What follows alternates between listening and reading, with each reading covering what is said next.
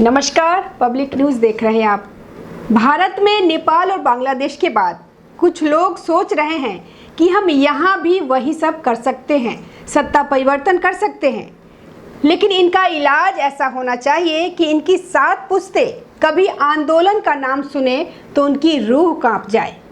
यह जितनी मोदी विरोधी हैं, देश विरोधी हैं, दिन भर बताते हैं कि जजी आएगा, लेकिन इनको पता नहीं है कि मोदी और अमित शाह को यह सिर्फ डेवलपमेंट के लिए नहीं वोट दिया गया है।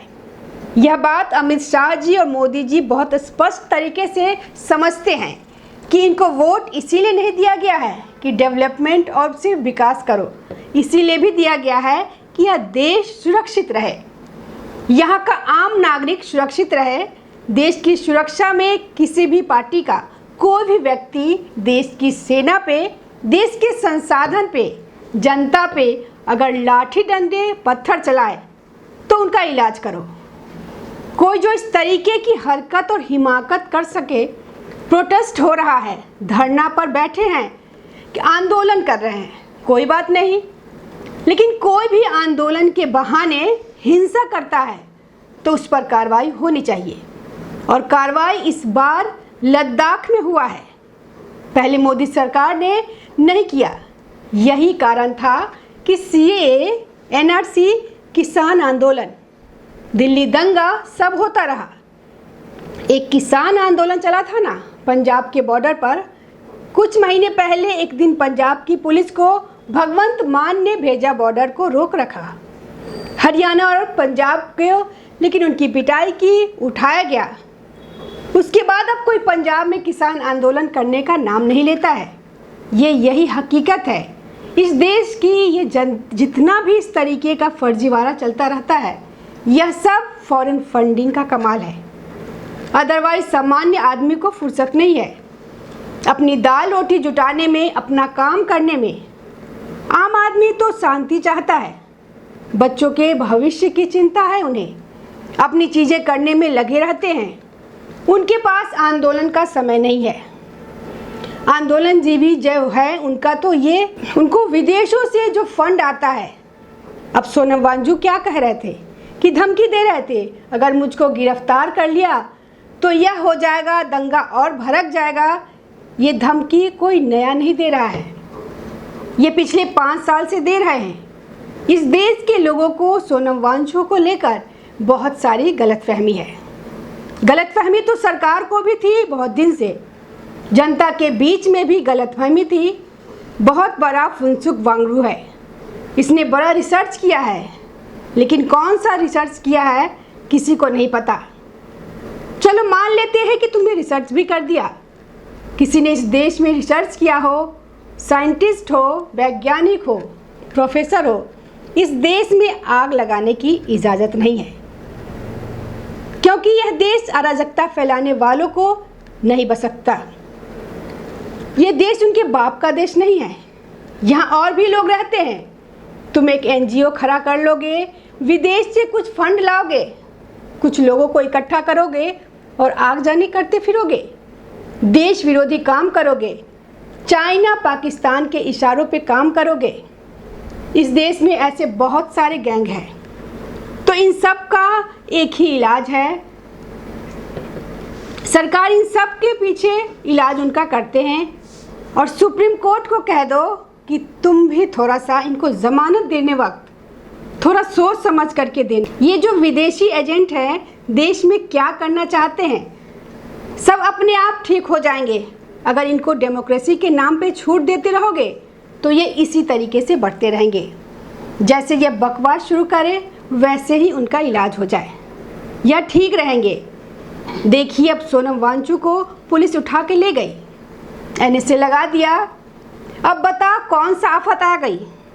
फारूक अब्दुल्ला भी फरफरा रहे हैं, वो केजरीवाल भी फरफरा रहे हैं। यह जितना रमन मैक्स से विदेशी पुरस्कार पाए हुए हैं ना, ये सब इसी तरीके के एंटी नेशनल भाषा बोलते हैं, और जब वो गिरफ्तार हुए तो फरफराने लगे। सोनम वांगचुक की गिरफ्तारी को तानाशाही बताया और पौराणिक कथाओं और इतिहास से तुलना की। रावण का भी अंत हुआ, कंस का भी अंत हुआ, हिटलर और मुसोलिनी का भी अंत हुआ, और आज लोग उन सभी लोगों से नफरत करते हैं। आज हमारे देश में तानाशाही चरम पर है। तानाशाही और अहंकार करने वाले का अंत बहुत बुरा होता है। ये शराब माफिया केजरीवाल जेल गया था ना, दिल्ली में आया था दिल्ली बदलने के लिए, हार गए तो अब जाकर के पंजाब घूम रहे हैं। लेकिन जब बाढ़ से पंजाब हताहत था, उनकी हालत खराब थी, तो वही वो फिर वहाँ से रफू चक्कर हो गए। कोर्ट से जब परेशानी आई, सम्मन आया, तो पंजाब का बहाना बनाकर एक दिन के लिए पंजाब आए और वहीं से राजनीति करके गुजरात चले गए। एक बात हमेशा ध्यान रखिए, भारत के लोकतंत्र में अपनी बात रखने के 100 तरीके हैं, लेकिन दंगा फसाद अराजकता फैलाने की इजाज़त नहीं है। भारत के लोकतंत्र में है, लेकिन नेपाल की तरह नहीं है, जहां 17 साल के लोकतंत्र में 15 प्रधानमंत्री बदल दिए गए हैं। अभी उत्तराखंड में भी गलतफहमी हो गई थी, हम इसको नेपाल बना देंगे, जैसे पुलिस ने उठा के कूटा, उसके बाद तुरंत शांत हो गए। एकदम सब उत्तर प्रदेश में भी कुछ लोगों को गलतफहमी हुई है, आज भी तोड़े गए हैं, कायदे से हैं, तो एक तो इसको पुलिस उठा ले गई। ये जितने जजी जंजी करने वाले क्यों नहीं चला जाते लेह लद्दाख? भाई केजरीवाल को, राहुल गांधी को, फारूक अब्दुल्ला को, सबको लेह लद्दाख पहुंचना चाहिए। इस समय उनकी वहां बहुत ज़रूरत है, क्योंकि साथ के साथ इनकी भी तुराई हो जाए तो ये भी थोड़े ठीक हो जाए। जंतर मंतर पर कैंडल मार्च निकाल रहे हैं आम आदमी पार्टी वाले। दूसरी बात कि धमकी नहीं देनी चाहिए कभी, और वो भी चोर। इन सब के ऊपर कोर्ट में घोटाला का मुकदमा चल रहा है उनके ऊपर। जो विदेशी फंडिंग पाते हैं, उसकी चोरी करते हो, वो धमकी देते हैं, तब तो जाहिर सी बात है कि पेंच फंसेगा। पेंच फंसेगा तो फिर अच्छे से फंसेगा। आइए समझने की कोशिश करते हैं कि चल क्या रहा है।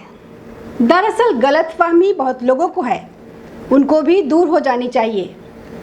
अगर वो वीडियो देखे तो Sonam Wangchu arrested, action come after violent protest in Ladakh. Sonam Wangchu की जब पुलिस ठुकाई किए तो वो सभी राज उगलने लगा। इन सब के पीछे जिम्मेदार कौन? दरअसल इन तरीके के लोगों को गलतफहमी पालने का मौका खुद ही भारतीय जनता पार्टी सरकार ने दिया। ये कुछ भी करते रहते हैं, आंदोलन, तोड़फोड़, सरकार कुछ बोलती नहीं है।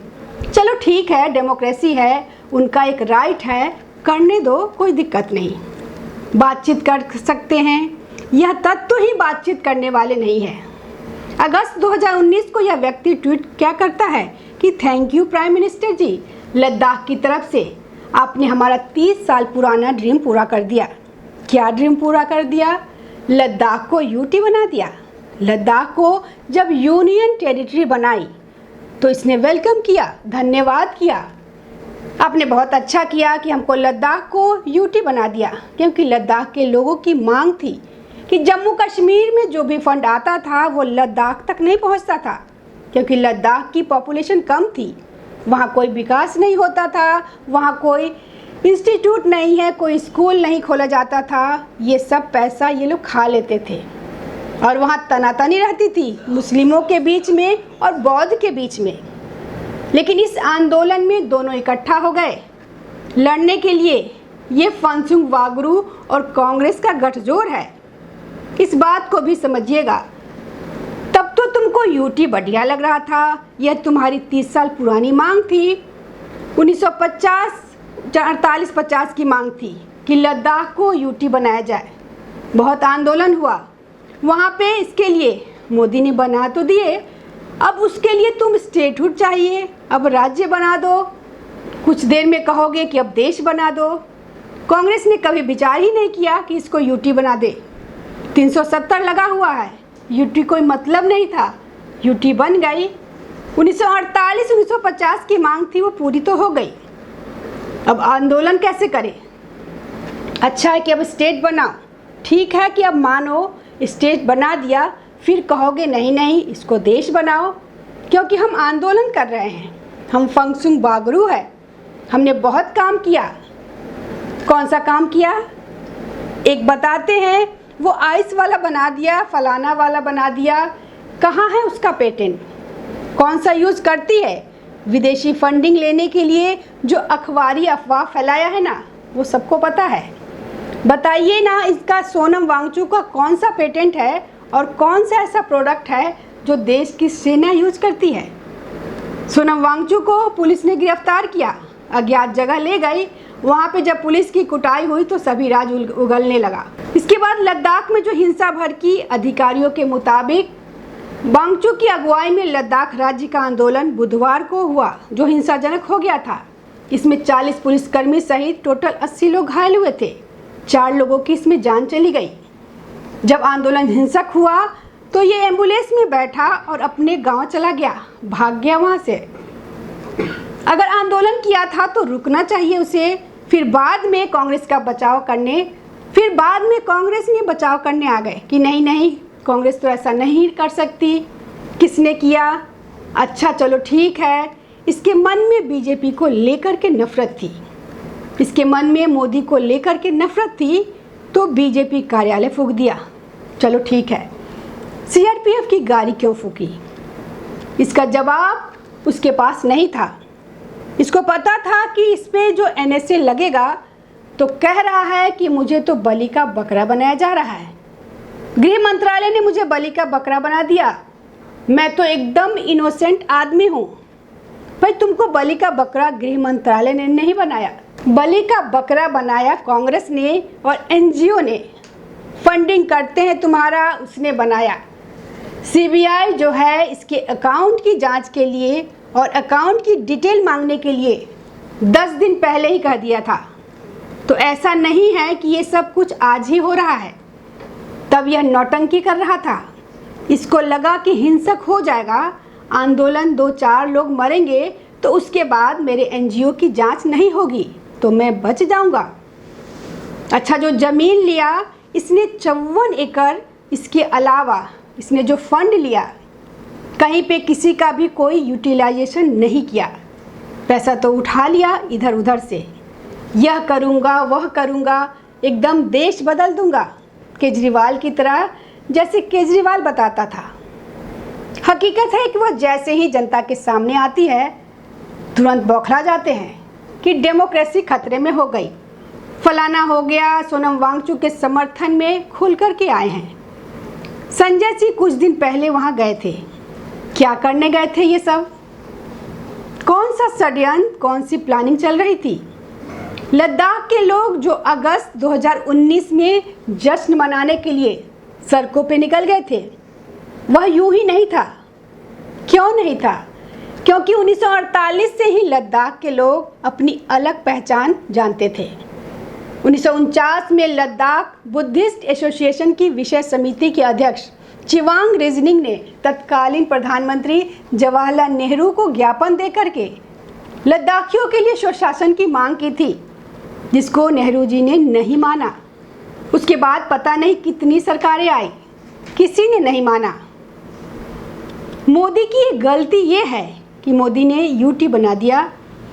तुम कहोगे नहीं कि अब स्टेट चाहिए, स्टेट बना देंगे। अच्छा, ये सब जानते हो, लेकिन इसके पीछे चेहरा क्या बताता है? पीछे थोड़ा बहुत एनजीओ में थोड़ा बहुत काम वाम जो कि करता है। केजरीवाल भी तो वही करते थे, एनजीओ गैंग। अब इस सबको लग रहा है कि केजरीवाल एनजीओ चला करके अगर दिल्ली का मुख्यमंत्री बन सकता है, तो मैं तो 3 लाख का लद्दाख हूँ, पॉपुलेशन वाला हूँ, मैं भी तो यहाँ बन सकता हूँ। पहले तो स्टेटहुड ले आओ, उसके बाद मैं बनूंगा यहाँ का मुख्यमंत्री। यह सब खेल तमाशा समझ में आता है। ये कोई नया खेल तमाशा नहीं है।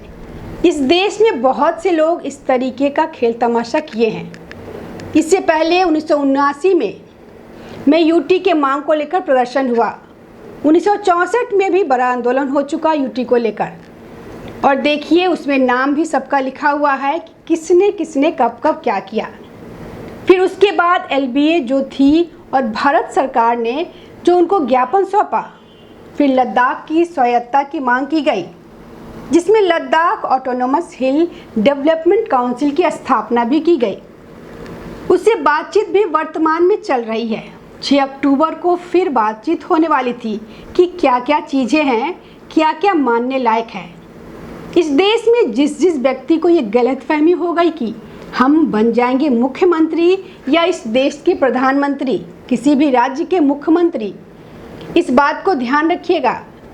राज्य कोई भी हो, चाहे वो कांग्रेस शासित राज्य हो, चाहे वो भाजपा शासित राज्य हो, चाहे किसी और पार्टी के द्वारा शासित राज्य हो, अगर वहाँ पर किसी भी दल, किसी भी एनजीओ और किसी भी व्यक्ति ने इस तरीके की करने की हिमाकत करे तो इसका इलाज बहुत ज़बरदस्त होना चाहिए, क्योंकि इस देश में सरकार को हटाने का अधिकार सिर्फ इस देश के मतदाताओं के पास है। उनको लगेगा कि कोई सरकार ठीक नहीं है तो अपने मतदान से उसको हटा सकते हैं। यहाँ एनार्की नहीं चलेगी इस देश के अंदर, और वह कोई भी व्यक्ति अगर इस गलतफहमी को पाल करके रखे हो, किसी भी पार्टी के हो, अपने दिल और दिमाग से निकाल दे, क्योंकि सेना, प्रशासन, शासन और सैनिक, पुलिस तो इलाज करेगी, जनता भी इलाज करना जानती है। ऐसे लोगों का और जनता जब इलाज करती है ना, तो फिर कोई इलाज नहीं हो पाता, वो लाइलाज हो जाता है। जिसको लगता है कि यह देश उसके रहने लायक नहीं है, उसको तुरंत ये देश छोड़ करके चले जाना चाहिए। धन्यवाद। ताज़ा खबरों से जुड़े रहने के लिए हमारे चैनल को सब्सक्राइब करें और बेल आइकन को दबाना ना भूलें, ताकि हर खबर की नोटिफिकेशन आपको मिलती रहे।